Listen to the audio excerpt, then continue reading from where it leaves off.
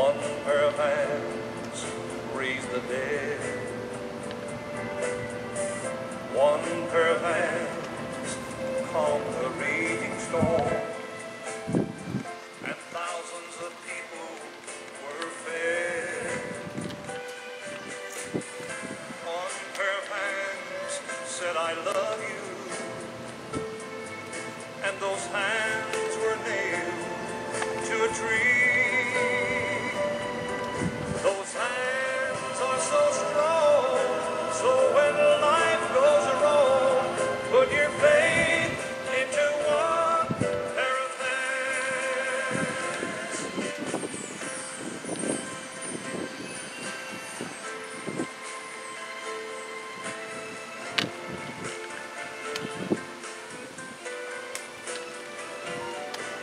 Those hands are so strong, so when life goes wrong, put your faith into one pair of hands. Put your faith into one pair of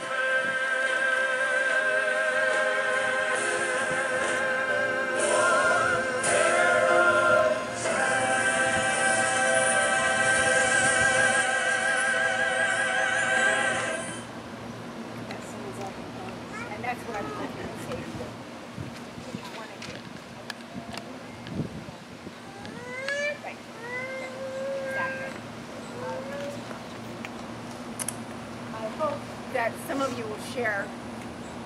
I have a letter from Tony that I want to share first. Jackie's going to share, and then we'll go if anyone else wants to share. These are Tony's words. So when I say I, it's Tony speaking. For as long as I can remember, I wanted to be my dad. Not the insurance salesman or the postman, parentheses, although the postal truck was awesome. I didn't want to be what he did. Rather, I wanted to be who he was. I wanted to be Dale Lewis. Clutching on for dear life to the leg of his pants at a bowling alley as a 4-year-old, I was amazed at his strength. He could roll a bowling ball down that lane. Just one hand. He was a giant, so tall he could actually see what was happening on top of those pool tables. So strong and so tall. As a 4-year-old, that's who I wanted to be. When I got older, I wanted to be the man who thought the only thing that could be better than a night of bowling and shooting pool with the boys was a night of bowling and shooting pool with the boys, with his 4-year-old son glued to his leg. I was awestruck by the man who knew how to build a garage, pour concrete, hang siding on a house, and shingle a roof. And he knew how to do his own taxes, and could change a flat tire. And he sold insurance. How many more amazing things could he do? I wanted to be him and to find out. I wanted to be the man who could pass a dune buggy for sale, turn around and go back and buy it simply because it was a dune buggy and it was for sale. And I suspect because he knew his kids would think it was awesome. In Little League, while I was taking line dives off my face on third base, I wanted to be him as he was umpiring at first base. Partly because he wasn't taking the line drives off his face, but mostly because he was in control. No matter how fast the game seemed to be moving to a 10-year-old kid about to have another broken pair of glasses, he seemed to anticipate everything that was about to happen. He knew where to position himself. He knew all the rules. He even knew how to calculate batting averages.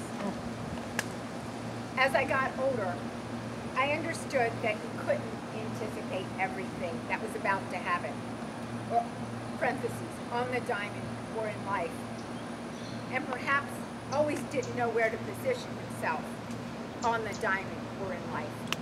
But he always gave the appearance that he did. And then that was the man I wanted to be. The man that didn't have to have all the answers, but you never know it by looking at him. And those batting averages, I wanted to be that man that could fudge at them just a bit, just to give a struggling kid a boost, just like he did. You may not be aware, but my dad could be stubborn. And so help me, I wanted to have the same stubbornness. Fortunately for Kim and Sean's sake, I never made it to his level, but man, did I ever try. But he wasn't stubborn just for the sake of being stubborn. It was an extension of his confidence in knowing what he liked and what he thought was right. You never left a conversation with Dad unsure about his answer or his position, unless he wanted you to leave unsure, and then of course that's exactly how you leave. Or perhaps a better way to phrase it is that you never left the conversation with my dad feeling anyway, except exactly how he wanted you to feel. Okay, maybe he was a little more stubborn, more than stubborn. For those reasons and 1,000 more, I wanted to be and would have been so proud to have been my dad. We never do get that opportunity. We find our own way and become our own individuals. So while I can't get to be Dale Lewis, I got to be something more special. I got to be Dale Lewis's son.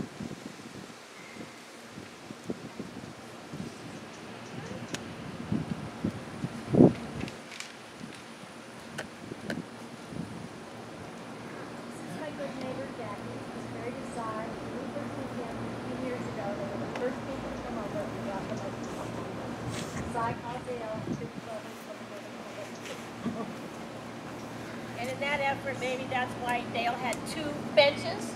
2 benches, that's right. So this is called Dale's Memorial Bench, number 2.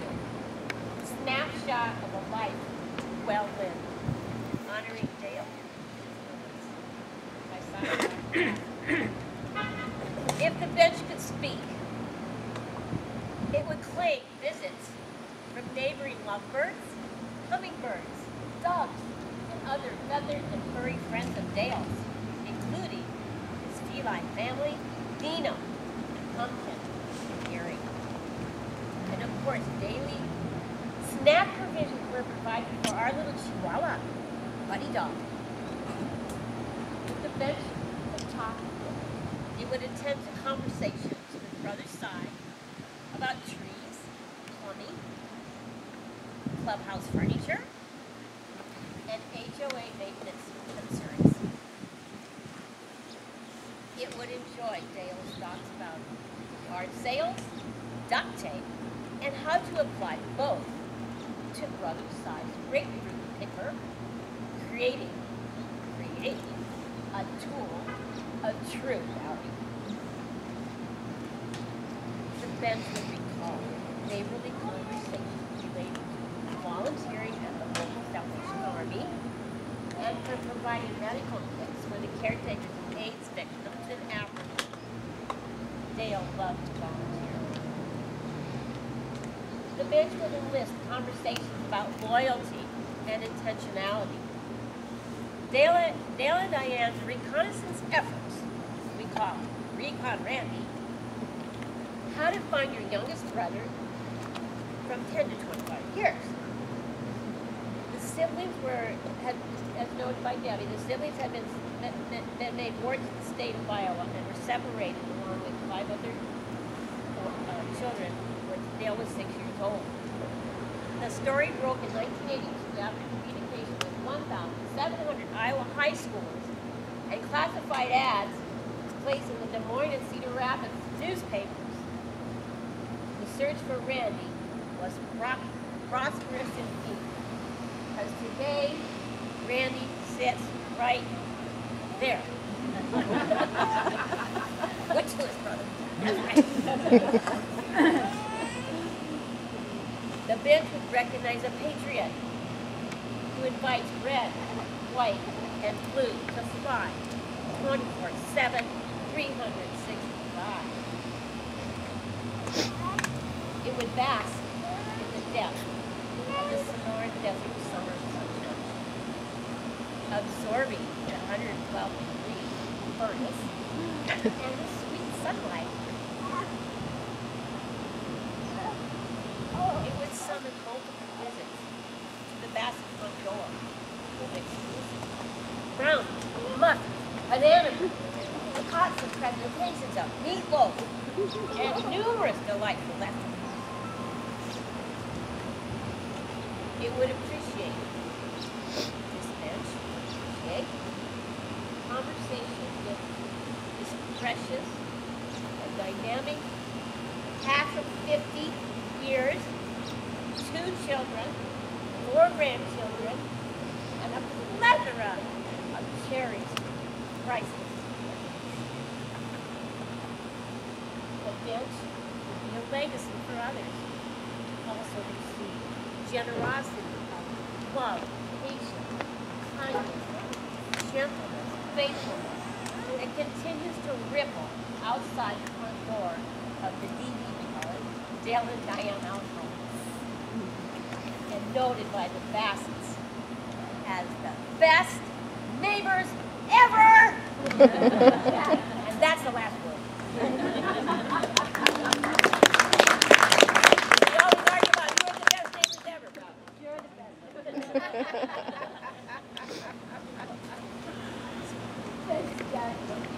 Anybody else want to share right now to the whole group? There's got to be some Dale stories or something that can be shared right now.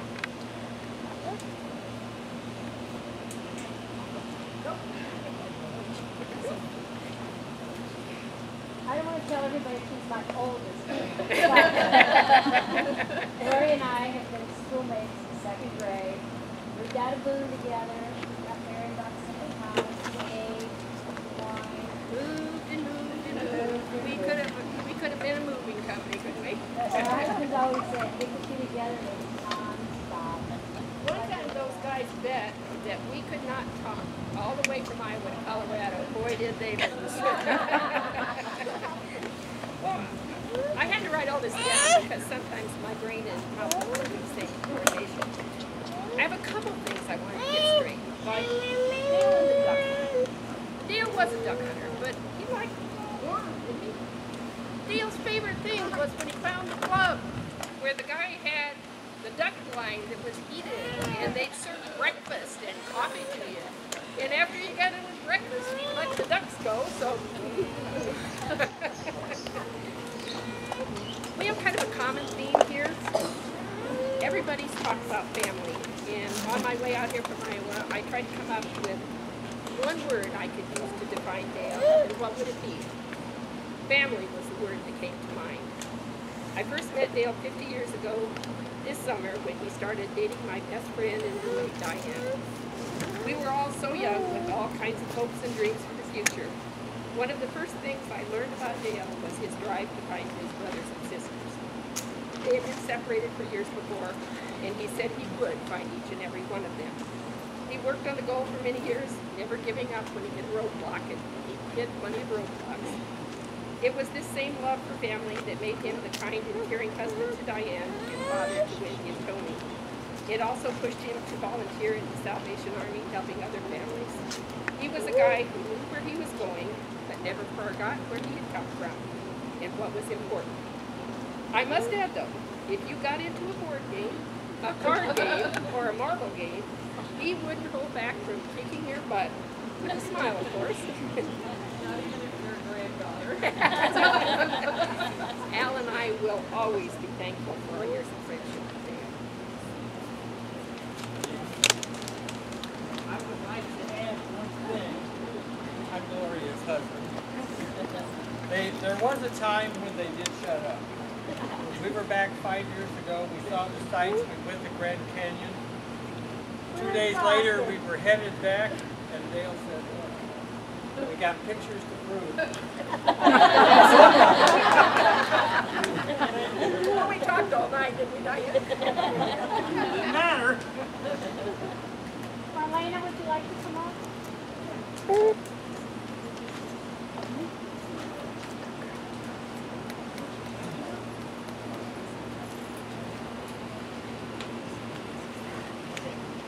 everybody.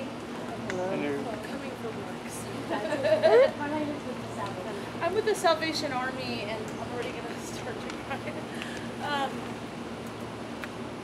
Dale was so special to me because he came into my life when I used to run the family homeless shelter there at Salvation Army. But we had things happen, and they put me into a different program that I'd never ran before, which is the food box utility and rental assistance program. And of course, me being the ambitious person that I am, I grew this program, I grew the food into this program, but I didn't realize, all the things necessary to keep this food program going.